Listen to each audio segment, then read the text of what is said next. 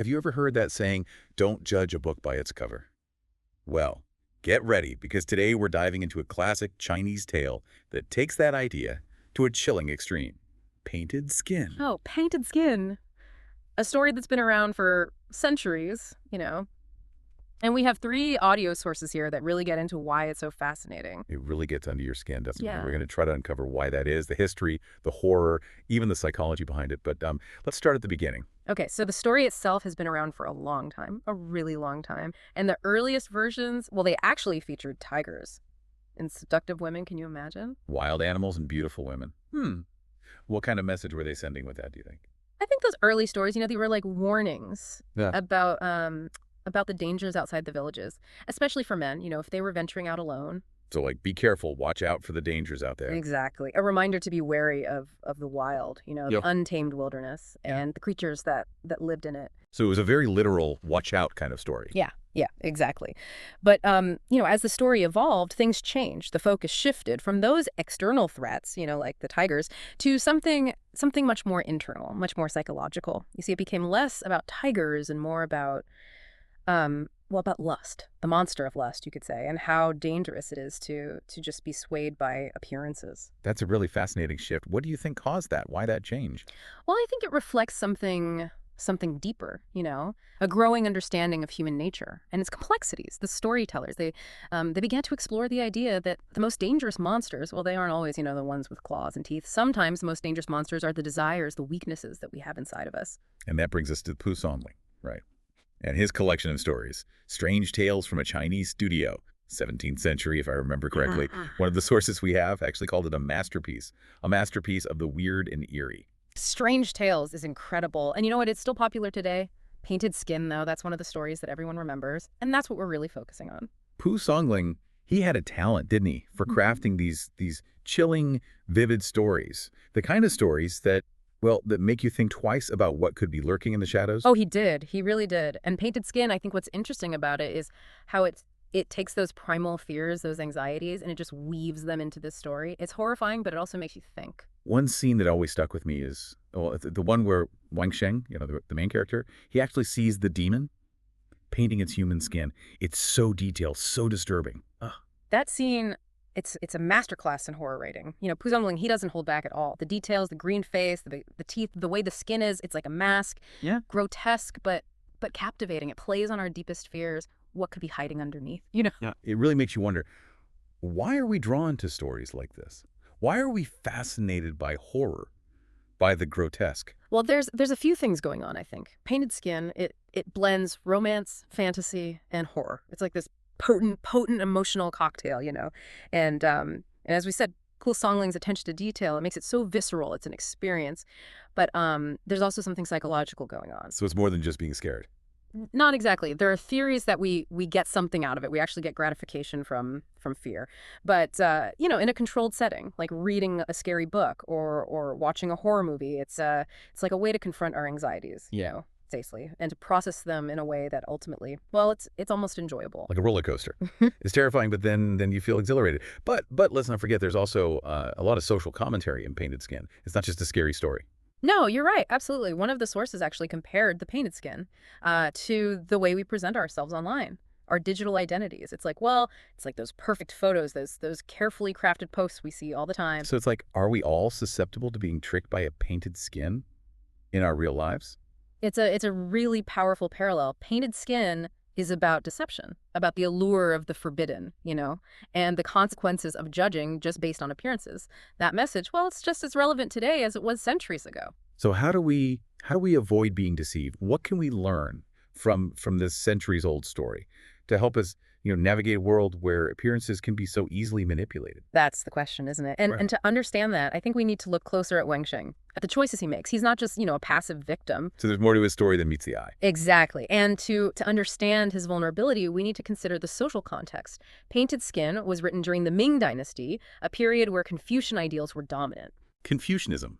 Can you remind our listeners what that means? Sure. So Confucianism, it places a really strong emphasis on social harmony, on hierarchy, and on fulfilling, your designated roles in society. And for men, this often meant pursuing scholarship, upholding a certain moral standard. It could be very demanding. So you're saying these societal pressures, they could have played a role in Wang Sheng's susceptibility to the demon. Exactly. Imagine the pressure he was under to succeed, to maintain this respectable facade.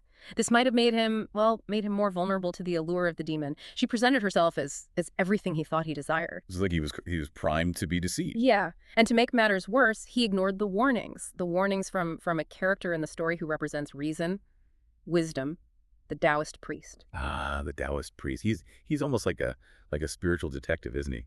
Can you tell us more about his role, for anyone listening who might not know a lot about Taoism? Of course. So Taoism, it emphasizes balance, harmony with nature. And Taoist priests, they were often seen as figures who could perceive the spiritual world and offer guidance. They were respected, for their wisdom and their ability to see beyond the surface of things. So the Taoist priest, he's the one who can see through the demon. Exactly. He warns Wang Sheng, but Wang Sheng, he's blinded by his desires. He chooses to ignore him.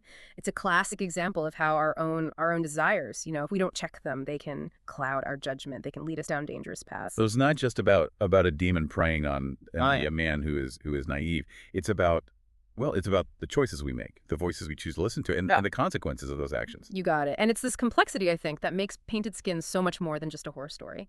It's a story about us. It's about human nature, the tension between reason and desire, and the consequences of just being seduced by appearances. We've been talking a lot about Wang Sheng and his flaws, but what about his wife, Chen Shi? She's really interesting. One of the sources even described her as the moral compass of the story. Oh, Chen Shi is fascinating. You see, while Wang Sheng, he represents the dangers of unchecked desire, Chen Shi, she embodies virtue, loyalty, selflessness, and she's the one who ultimately saves her husband, even after he betrays her. Her actions are incredible, especially considering the time period. Oh, absolutely. In a society where women were often, relegated to subservient roles, Yeah. Chen Shi, she stands out. Her strength, her agency, she defies these expectations. She takes matters into her own hands, and ultimately she saves her husband through her courage and her resourcefulness. It's interesting. All three of the audio sources we have, they interpret her actions differently. One focuses on her love, her sacrifice.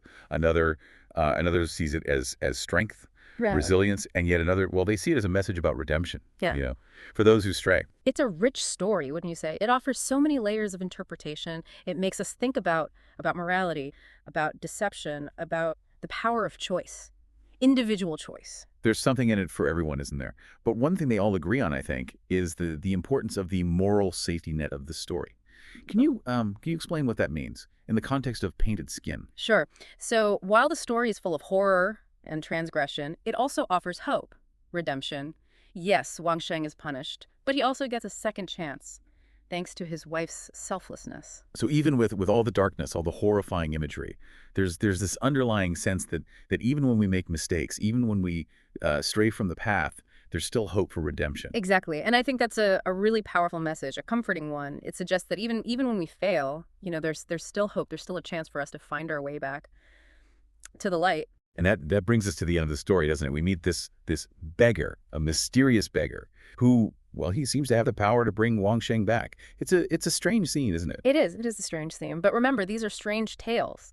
This beggar character, we could see him as a wandering ascetic, a figure you often see in Chinese literature, who represents, a connection to something bigger, something divine, supernatural. One of the sources, they pointed out that these wandering figures, they often show up in Chinese stories to shake things up, challenge the order, offer unexpected solutions. That's right. And the fact that Chen Shi has to humble herself before this seemingly unhinged beggar, to save her husband, it adds another layer of meaning, wouldn't you say? It suggests that true redemption, it often comes at a cost. And it requires us to confront our own ideas about what is worthy, what is respectable. So sometimes we have to let go of our pride, our assumptions, to find healing, forgiveness. Yeah. I think that's it. And it brings us to the heart of what Painted Skin is really about. It's about looking beyond the surface, questioning what we think we know, and recognizing that true value, it's not in how things look, it's in the qualities inside. And that brings us to a crucial question. How do we apply that to our own lives? How do we avoid being seduced by these painted skins we see every day, the people we meet, even the information we consume? That's a question we'll definitely keep exploring as we continue this deep dive. But for now, I want to leave you with this. Are there any painted skins in your own life, that you might be mistaking for the real thing? What are the qualities that you value in yourself, in others? It's something to think about. It's easy to get caught up in how things look, isn't it? We're always being shown these images, Yeah. these messages telling us what we should value, who we should trust, what we should want. It can be overwhelming. Yeah. Everywhere you look, it feels like there's another painted skin just waiting to trick you. Exactly. And that's why this story, Painted Skin, it's so relevant even today. It's a warning, a reminder to look beyond the surface. Be careful. Be wary of those who might be using their beauty, their charm to hide something, to hide their true intentions. Like a 17th century guidebook for a world of deception and manipulation. I like that. A guide to spotting those painted skins. And it really shows how easy it is for us to be manipulated, especially when we let our own desires cloud our judgment. Well, Wang Sheng is the perfect example, right? He's so blinded by lust that he completely ignores all the warning signs. His desire for this woman, this mysterious woman, it just blinds him to the truth. And it's not just, that he's naive. He actually chooses to ignore the Taoist priest, the one person who represents wisdom, Yes. spiritual insight. He had chances to turn away. So many chances. And he goes down this path that leads to his downfall. That's what makes his character so interesting, I think. He's not just a victim. He's a complex individual who makes choices, good and bad. And those choices, well, they have consequences, real consequences. It's almost like the story is saying that we have a responsibility to be aware of our own desires. Yeah. And how they affect our decisions. Exactly. Painted skin, it's asking us to examine our own vulnerabilities, our own painted skins. What do we really want? What masks are we wearing? And how might those desires, those masks, be making us vulnerable to manipulation? It's a sobering thought Yeah. to think we might be, contributing to our own deception. It is. But Yeah. but there's also something empowering about recognizing those vulnerabilities. The more aware we are of our own painted skins, the better we are at spotting them in other people, and then we can make choices that are aligned with our values. So self-awareness, that's Right. key. But how do we actually develop that? How do we learn to see through the painted skins that we see every day? The story gives us some clues, I think. Remember the Taoist priest, how he represented reason, wisdom. Yeah. He could see through the demon. He tried to warn Wang Sheng. Exactly. And in our own lives, we often have people like that. Voices of reason, friends, family, mentors, people who can see things more objectively. So listening to those people, to those voices, that's really important. Absolutely. Being open to different perspectives, getting advice when we need it, and not letting our own desires stop us from hearing the truth. Sometimes it's hard though. Even when we hear the truth, we don't want to believe it, especially if it goes against what we want to be true. And that's where skepticism comes in, not cynicism, not being distrustful of everyone, but being willing to question things, especially when it seems too good to be true. So being a little more critical, discerning, especially now when there's so much information out there and it's so easy for it to be manipulated. Exactly. It's about thinking critically, asking questions, doing our own research, not just accepting everything we see and hear. And in painted skin, well, it's about remembering that the most beautiful exterior underneath, Yeah. it could be hiding something dangerous. Exactly. Just like the demon hiding her true form. Yeah. We might meet people or find ourselves in situations that seem appealing, but they're actually harmful, deceptive. So it's not just about romantic relationships. Mm-hmm. We're trusting strangers. This idea of the painted skin, it applies to everything: our careers, our friendships, even how we get our information online. You're absolutely right. Those headlines that are designed to get you to click, those posts on social media that are meant to make you feel something, those ads that promise you the world, it's all about presentation, creating a facade, appealing to your desires. It's like we're surrounded by painted skins, and Yeah. they're all fighting for our attention, Yeah. trying to convince us that they're the real deal. And that's why these stories like Painted Skin are so important. They remind us, be vigilant, be aware, cultivate that inner compass that helps us navigate this world, this complex, deceptive world. We've been talking about the dangers of painted skins, but not everyone who presents a certain image, a carefully constructed image, is necessarily trying to be malicious, right? That's a good point, a really good point. Sometimes people create facades because they're insecure, they want to fit in, or maybe they just want to show their best selves. you know? It's like those online dating profiles. Everyone seems perfect. Maybe they're not trying to deceive anyone. Maybe they're just trying to make a good first impression. Exactly. And we have to remember that we all have our own painted skins, right? To some extent. There are things about ourselves that we choose to show the world, and those things, well, they don't always tell the whole story. So it's not about judging everyone who seems to have this carefully crafted image. It's about remembering that appearances can be deceiving and taking the time to look deeper. You got it. It's about remembering that real beauty, true value, it's not about how things look, it's about what's inside. Character, integrity, Yeah. kindness. And I think painted skin reminds us that sometimes the most unassuming, the most plain exterior, that's where you'll find the most beautiful heart. I love that. That's a beautiful way to put it. The beggar at the end of the story, he's a perfect example. He looks a mess, maybe even a little crazy. But he has this power, and he uses it to save Wang Sheng's life. And it's Chen Shi, it's her humility, her willingness to ask for help from this unexpected source that allows her husband to have a second chance. It's a powerful reminder we shouldn't underestimate the potential for goodness, for redemption, even in the most unlikely places. Speaking of redemption, Painted Skin has a very specific kind of ending, doesn't it? It feels like it's saying that even though people make mistakes, there's still forgiveness. There's a way to return to balance. Yeah, it gives us hope, restoration. Wang Sheng, he did some bad things, but he gets a chance to make things right, to rebuild his life. And that ending, it reflects something you often see in Chinese stories. Oh, can you explain what you mean? Sure. So in a lot of Chinese tales, there's this emphasis on harmony, on restoring order. Even when characters, even when they stray from the path, they often get a chance to learn from their mistakes, to find that balance again. So it's not just about punishing bad behavior. It's about offering a path, a way back to redemption, reconciliation. Exactly. And this idea of restoration, it's often tied to face, this idea of face in Chinese culture. Face. That's interesting. Can you explain that a little bit, for those listening who might not be familiar with it? Of course. Face, it's complicated. It's about honor, reputation, your standing in society.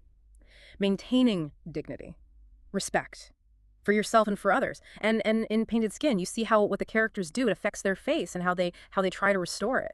So Wang Sheng's infidelity that damages his face, and Chen Qi's actions help to fix it. Exactly. Her loyalty, her self-sacrifice, they show her own strong face, and ultimately they help her husband, his reputation. It's amazing how Painted Skin brings all of this together, these cultural ideas, these themes of deception and redemption. It's a deep story, a rich story. It works on so many levels. It makes us think about human psychology, about how society works, about the power of stories themselves. We've covered so much, the history of the story, the psychology, the social themes, the cultural context. But there's one thing we haven't really talked about. Why do you think this story, Painted Skin, why does it still resonate with people today after all these centuries? That is a great question. And I think it's because it taps into something deep within us, something primal, this idea of hitting monsters, of things that look one way but are actually something else entirely. We're fascinated by that. Like when we watch a horror movie or read a scary story, there's a thrill to it. We're drawn to the unknown, the mystery, the danger. Exactly. And Painted Skin, it plays on those fears. It's unsettling, but it's also captivating. It reminds us that we can't always trust what we see. We can't just take things at face value. But it's more than just the horror, the thrills. There's also that message, that deeper message about the importance of looking beyond the surface, of finding the truth that's hidden underneath. You're right. It challenges us to be more discerning, more critical, more aware of the subtle ways that we can be manipulated, deceived. And that message, it's just as important today as it was, hundreds of years ago. It's like the story is giving us the tools we need to deal with a world where appearances can be so easily manipulated. It's teaching us to spot the painted skins, to listen to the voices of reason, to be skeptical. It is. It's a powerful message, a message that I think we can all benefit from. Painted Skin, it's not just about a demon and a scholar. It's a story about all of us. It's about the choices we make, the masks we wear, the consequences of our actions. And ultimately, it's a story about hope and about redemption, even when we mess up, when we make mistakes. It's given me a lot to think about, that's for sure. This whole deep dive has been really eye-opening. I'm glad to hear that. And I think the biggest takeaway, the most important thing to remember from Painted Skin is that, well, we all have a choice. We can choose to be like Wang Sheng, blinded by what we want and easily deceived. Or Or we can choose to be more like Chen-Shi, compassionate, discerning, willing to look beyond the surface to find the truth. That's a powerful, powerful way to end this part. And it leads us to a question for you, the listener. How do you deal with a world where appearances can be so easily manipulated? What are the painted skins that you see in your own life? And how can you learn to tell what's real in yourself, in the world around you?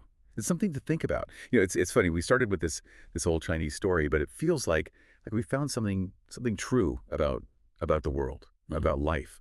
These painted skins, they're not just in a story from centuries ago, are they? No, you're right. They're everywhere. And the more we understand the story, the better we are at dealing with our own lives. Painted skin, it's not just, a warning about being tricked. It's telling us to wake up, to be aware, to look at the world with curiosity, but also with a healthy dose of skepticism.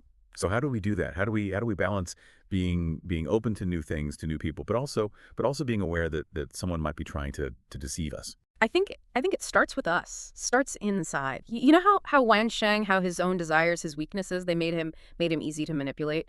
Well, the first step is to look at ourselves, at our own painted skins, you could say. What do we really want? What masks are we wearing? What are we hiding? The more we understand ourselves, the better we are at seeing those same things in other people. Know thyself.